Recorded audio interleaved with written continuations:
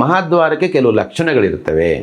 ಮಹಾದ್ವಾರ ಮನೆ ಯಜಮಾನ ಬಿರುಕು ಬಿಟ್ಟಿರೋದು, ಒಡೆದಿರೋದು, ಸೀಳು ಬಿಟ್ಟಿರೋದು, ಮಹಾದ್ವಾರದ ಹೈಟ್ ಎಷ್ಟಿರಬೇಕು, ಅಗಲ ಎಷ್ಟಿರಬೇಕು, ಇದೆಲ್ಲ ಒಂದು ತಪ್ಪು ಕಲ್ಪನೆಗಳು. ಶಾಂತಿಯನ್ನು ಕದಡ್ಕೊಳ್ಬಾರ್ದು. ಸ್ಪ್ಲಿಟ್ ಮಾಡ್ತಾ ಇದ್ರು, ಮನೆ ದ್ವಾರವನ್ನು ಸ್ಪ್ಲಿಟ್ ಮಾಡ್ತಾ ಇದ್ರು. ದೇವಾಲಯದ ವಾಸ್ತುನಲ್ಲಿ ಬರುತ್ತೆ. ಮಹಾದ್ವಾರ ಹೆಂಗಿದೆ ಅಂತ ಗೊತ್ತಾದರೆ ಮನೆ ಯಜಮಾನ ಕಂಡೀಷನ್ ಏನಿದೆ ಅಂತ ನಾವು ರಿಲೇಟ್ ಮಾಡ್ಕೋತೀವಿ. ಸೊ ಸುಖ ನೆಮ್ಮದಿಗೆ ಮಹಾದ್ವಾರದಿಂದಲೇ ಪ್ರಾರಂಭ ಅಂತ.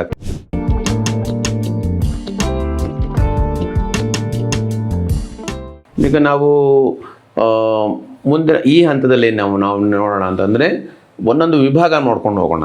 ಏನೇನಾಗುತ್ತೆ, ಮುಖ್ಯ ದ್ವಾರದಿಂದ ಪ್ರಾರಂಭ ಮಾಡಿ ದ್ವಾರಗಳು ಹೇಗಿರಬೇಕು, ದೇವ್ರ ಮನೆ ಹೇಗಿರಬೇಕು, ಅಡುಗೆ ಮನೆ ಹೇಗಿರಬೇಕು, ಮಲಗೋ ಕೋಣೆ ಹೇಗಿರಬೇಕು, ಶೌಚಾಲಯಗಳಲ್ಲಿ ಏನೇ ವ್ಯವಸ್ಥೆ ಇರಬೇಕು, ಈ ಥರದ ವಿಚಾರಗಳನ್ನು ನಾವು ಇನ್ನೊಂದು ಸ್ವಲ್ಪ ಆಳವಾಗಿ ನೋಡ್ಕೊಂಡು ಹೋದಾಗ ನಮಗಿನ್ನೂ ಹೆಚ್ಚಿನ ಮನವರಿಕೆ ಆಗುತ್ತೆ. ಸೊ ಪ್ರಥಮವಾಗಿ ನಾವು ಮನೆಯ ಮಹಾದ್ವಾರದಿಂದ ಪ್ರಾರಂಭ ಮಾಡೋಣ. ಮಹಾದ್ವಾರ ಈಗಾಗಲೇ ಹೇಳಿದೆ, ಯಾವ ದಿಕ್ಕಲ್ಲಿ ಬೇಕಾದರೂ ಇರ್ಬೋದು, ಅದಕ್ಕೆ ದಿಕ್ಕಿನ ಹಂಗಿಲ್ಲ ಮಹಾದ್ವಾರಕ್ಕೆ. ಆದರೆ ಮಹಾದ್ವಾರಕ್ಕೆ ಕೆಲವು ಲಕ್ಷಣಗಳಿರ್ತವೆ, ಹೇಗಿರಬೇಕು ಅಂತಕ್ಕಂಥದ್ದನ್ನು ನಾವು ನೋಡ್ತೀವಿ. ಸೊ ಮಹಾದ್ವಾರ ಮನೆ ಯಜಮಾನ ಅಂತ ಹೇಳುತ್ತೆ ಶಾಸ್ತ್ರ.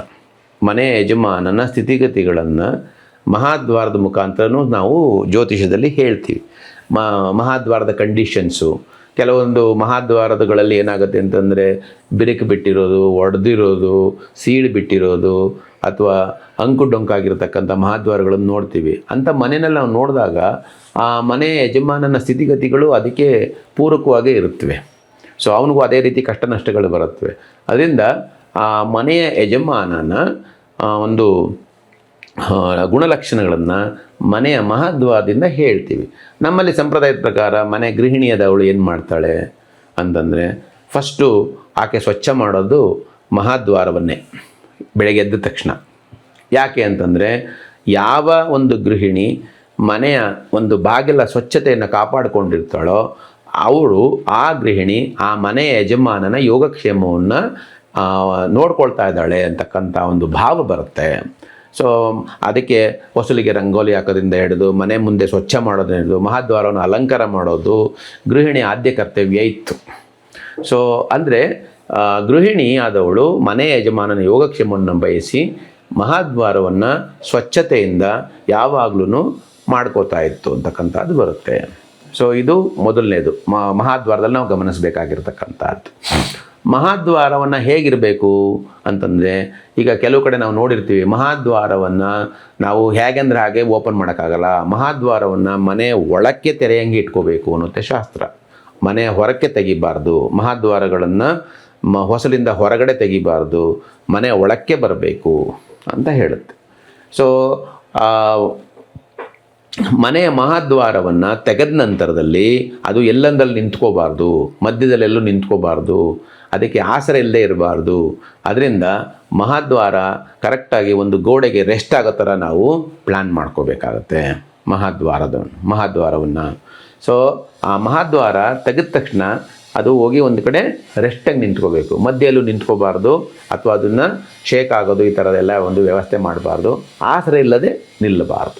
ಇದನ್ನು ನಾವು ಮನೆ ಕಟ್ಟುವಾಗಲೇ ನಾವು ನೋಡ್ಕೊಂಬಿಡ್ತು ಅಂತಂದರೆ ಮಹಾದ್ವಾರದ ಹಿಂಭಾಗದಲ್ಲಿ ಒಂದು ಗೋಡೆ ಬರೋ ಥರ ನೋಡಿಕೊಂಡು ಆ ಗೋಡೆಗೆ ಇದು ತಾಗಿ ಹೋಗಿ ನಿಂತ್ಕೊಳ್ತಕ್ಕಂಥ ಒಂದು ವ್ಯವಸ್ಥೆಯನ್ನು ಮಾಡಬೇಕು.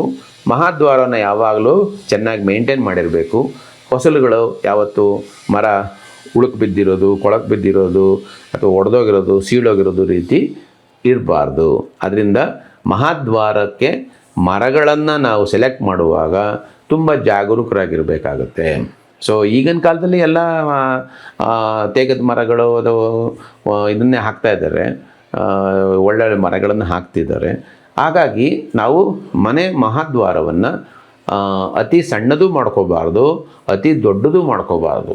ಕೆಲವರು ಮಹಾದ್ವಾರಗಳನ್ನು ತುಂಬ ದೊಡ್ಡದಾಗಿ ಕನ್ಸ್ಟ್ರಕ್ಷನ್ ಮಾಡ್ಕೊಂಡು ಹೋಗ್ಬಿಡ್ತಾರೆ. ಆ ರೀತಿ ಮಾಡಬಾರ್ದು. ಸೊ ಆ ಮನೆ ಆಯಕ್ಕನುಗುಣವಾಗಿ, ಮನೆಗೆ ಒಂದು ಸೈಜಿಗೆ ಅನುಗುಣವಾಗಿ ಮಹಾದ್ವಾರದ ನಿರ್ಣಯ ಇರುತ್ತೆ. ಅದನ್ನೆಲ್ಲ ನಾವು ವಾಸ್ತುಶಾಸ್ತ್ರದ ಸಿಂಪಲ್ ರೂಲ್ಸ್ಗಳನ್ನು ಹಾಕ್ಕೊಂಡು ಮಹಾದ್ವಾರದ ಹೈಟ್ ಎಷ್ಟಿರಬೇಕು, ಅಗಲ ಎಷ್ಟಿರಬೇಕು ಅಂತ ಹೇಳುತ್ತೆ. ಅಂದರೆ ಮಹಾದ್ವಾರದ ಅಗಲಕ್ಕಿಂತ ಮನೆಯ ಬೇರೆ ಯಾವುದೇ ದ್ವಾರಗಳು ಅಗಲವಾಗಿ ಇರಬಾರ್ದು. ಇದು ಒಂದು ನಿಯಮ. ಮನೆ ಮಹಾದ್ವಾರ ಇರುತ್ತಲ್ಲ, ಅದಕ್ಕೆ ಎರಡೂ ಕಡೆ ಕಿಟಕಿ ಬಂದರೆ ಅತ್ಯುತ್ತಮ. ಎರಡೂ ಕಡೆ ಕಿಟಕಿ ಬಂದಾಗ ಹೇಗೆ ನಮಗೆ ಒಂದು ಮುಖಕ್ಕೆ ಎರಡು ಕಣ್ಣಿದ್ದ ಹಾಗೆ, ಒಂದು ಮೂಗಿಗೆ ಎರಡು ಹೊಳ್ಳೆ ಇದ್ದ ಹಾಗೆ.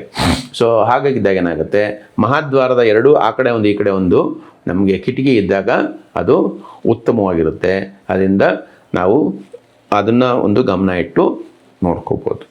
ಮಹಾದ್ವಾರ ಯಾವುದೇ ದಿಕ್ಕಿಗೆ ಬರಲಿ, ಮಹಾದ್ವಾರದ ಮುಂಭಾಗ ಸ್ವಚ್ಛತೆಯಿಂದ ಕೂಡಿರಬೇಕು, ಗಾಳಿ ಬೆಳಕು ಸರಾಗವಾಗಿ ಪ್ರವೇಶ ಮಾಡುವಂಗಿರಬೇಕು ಅಂತಕ್ಕಂಥದ್ದು ಒಂದು ವಾಸ್ತುವಿನ ಒಂದು ನೀತಿ ನಿಯಮಗಳಲ್ಲಿ ಒಂದಿರುತ್ತೆ.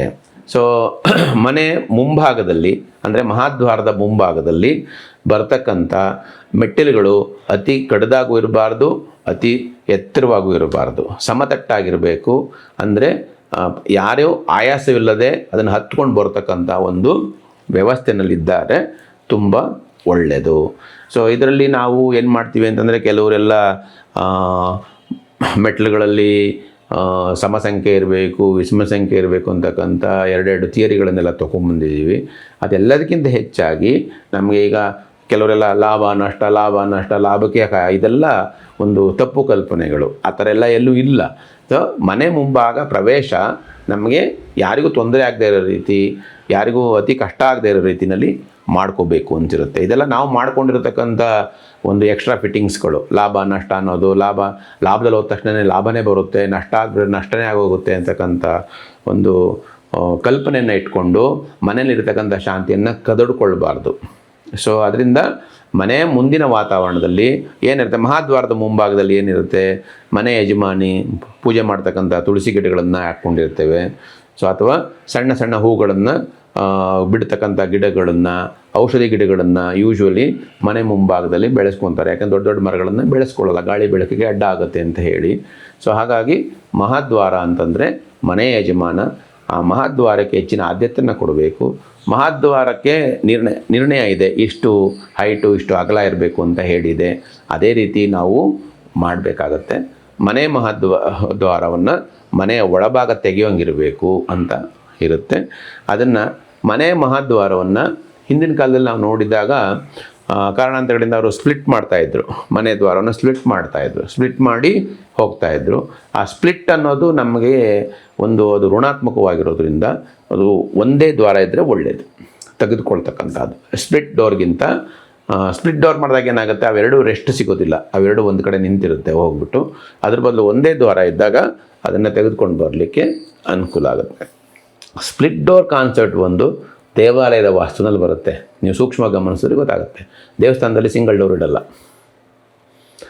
ದೇವಸ್ಥಾನದಲ್ಲಿ ಎಲ್ಲ ದ್ವಾರಗಳು ಎರಡು ದ್ವಾರಗಳಾಗಿ ಓಪನ್ ಆಗುತ್ತೆ. ಸೊ ಮನೆ ಮಹಾದ್ವಾರ ಇದಕ್ಕೆ ಹೊರತಾಗಿ ಇರುತ್ತೆ. ಅದರಿಂದ ಮಹಾದ್ವಾರದ ವಿಚಾರವಾಗಿ ನೀವು ಎಷ್ಟು ತಿಳ್ಕೊಳ್ಳಿ. ಮನೆ ಮಹಾದ್ವಾರವನ್ನು ಚೆನ್ನಾಗಿ ಇದ್ದದ್ರಲ್ಲಿ ನೀಟಾಗಿ ಚೆನ್ನಾಗಿ ಇಟ್ಕೋಬೇಕು. ಅದು ಕಲೆ ರಹಿತವಾಗಿ ಪೇಂಟ್ ಹೋಗಿರುತ್ತೆ, ಕೆಲವರು ಒಣಗೋಗಿರುತ್ತೆ, ಕೆಲವರು ಪಾಲಿಷ್ ಮಾಡಿಸಿರ್ತಾರೆ, ಎಲ್ಲ ಒಣಗೋಗಿರುತ್ತೆ, ಕೆಲವು ಕ್ರ್ಯಾಕ್ ಬಿಟ್ಟಿರುತ್ತೆ. ಇದನ್ನೆಲ್ಲ ಕಾಲಕ್ಕೆ ತಕ್ಕ ಹಾಗೆ ನಾವು ರೆಡಿ ಮಾಡ್ಕೊಳ್ಬೇಕಾಗತ್ತೆ. ಮೇಂಟೈನ್ ಮಾಡ್ಕೊಂಡಾಗ ಏನಾಗುತ್ತೆ, ಮನೆ ಯಜಮಾನನಿಗೆ ಬರ್ತಕ್ಕಂಥ ಕಷ್ಟ ನಷ್ಟಗಳನ್ನು ನೀವು ವಾಸ್ತು ವಿಸಿಟ್ಗೆ ಹೋದಾಗ ನಾವು ನೋಡೋದೇ ಅದು. ಮಹಾದ್ವಾರ ಹೆಂಗಿದೆ ಅಂತ ಗೊತ್ತಾದರೆ ಮನೆ ಯಜಮಾನನ ಕಂಡೀಷನ್ ಏನಿದೆ ಅಂತ ನಾವು ರಿಲೇಟ್ ಮಾಡ್ಕೋತೀವಿ. ಸೊ ಆ ರಿಲೇಟ್ ಮಾಡಿಕೊಳ್ಳೋದ್ರಿಂದ ಮನೆ ಗೃಹಿಣಿಯರು, ಮನೆ ಯಜಮಾನನಾದವನು ಮಹಾದ್ವಾರದ ಬಗ್ಗೆ ಹೆಚ್ಚಿನ ಗಮನವನ್ನು ಇಟ್ಕೊಂಡು ಆ ಮಹಾದ್ವಾರದಲ್ಲಿ ಏನಾದರೂ ಸಮಸ್ಯೆಗಳು ಬಂದಾಗ ಅದನ್ನಲ್ಲೇ ಬಗೆಹರಿಸ್ಕೊತ ಬಂದಾಗ ಇದೊಂಥರ ಕಾಷನ್ ಇರುತ್ತೆ. ಇದೊಂಥರ ಹೇಗೆ ಅಂತಂದರೆ, ನಾವು ಬ್ಯಾಂಕಲ್ಲಿ ಸಾಲ ತೊಗೊಂಬಿಟ್ಟು ಸಾಲ ಕಟ್ತಾ ಇದ್ದಾಗ ಚಕ್ರ ಬಡ್ಡಿ ಬಿದ್ದು ದೊಡ್ಡದಾಗ್ತಿರ್ತಲ್ಲ, ಹಾಗೆ ಮಹಾದ್ವಾರದಿಂದ ಏನಾಗುತ್ತೆ, ನಮಗೆ ಏನು ಒಂದ್ಸಲ ಒಂದು ಕ್ರ್ಯಾಕ್ ಕಾಣಿಸ್ತಾ ಇರುತ್ತೆ, ಅದು ಮನೆ ಯಜಮಾನ ಅಕೌಂಟಲ್ಲಿ ಡೆವಲಪ್ ಆಗ್ತಾ ಇರುತ್ತೆ. ಒಂದು ಸತಿಗೆ ದುಪ್ಪ ಅಂತ ಬಂದು ಕೂತ್ಕೊಳ್ಳುತ್ತೆ. ಅದರಿಂದ ಮನೆ ಕಟ್ಟೋದು ಇಂಪಾರ್ಟೆಂಟ್ ಅಲ್ಲ, ಮನೆಯನ್ನು ನಿರ್ವಹಣೆ ಮಾಡೋದು ಇಂಪಾರ್ಟೆಂಟ್. ಆ ನಿರ್ವಹಣೆ ಮಾಡೋದನ್ನು ಕಲ್ತ್ಕೋಬೇಕು. ಮಹಾದ್ವಾರ ನಿರ್ಮಾಣ ಅದಕ್ಕೋಸ್ಕರ ಏನಾಗುತ್ತೆ, ಬೆಳಗಿನ ಜಾವ ಶುರು ಆಗ್ತಿದ್ದೇ ಹೇಗೆ, ಮನೆ ಗೃಹಿಣಿ ಎದ್ದು ಗುಡಿಸಿ ಸಾರಿಸಿ ರಂಗೋಲಿ ಹಾಕಿ ಶುಭ್ರವಾಗಿಟ್ಕೊಂಡು ಆ ಮನೆಯನ್ನು ಕಾಪಾಡ್ಕೊಳ್ತಾ ಇರ್ತೀವಿ. ಅದನ್ನು ನಾವು ಮತ್ತೆ ಪುನಃಸ್ಥಾಪನೆ ಮಾಡಿದ್ರೆ ಮತ್ತೆ ಮನೆಯಲ್ಲಿ ಸುಖ ನೆಮ್ಮದಿ ವಾಪಸ್ ಬರುತ್ತೆ. ಸೊ ಸುಖ ನೆಮ್ಮದಿಗೆ ಮಹಾದ್ವಾರದಿಂದಲೇ ಪ್ರಾರಂಭ ಅಂತಕ್ಕಂಥದ್ದು ನಮ್ಮ ಅರಿವಿಗೆ ಬಂತು.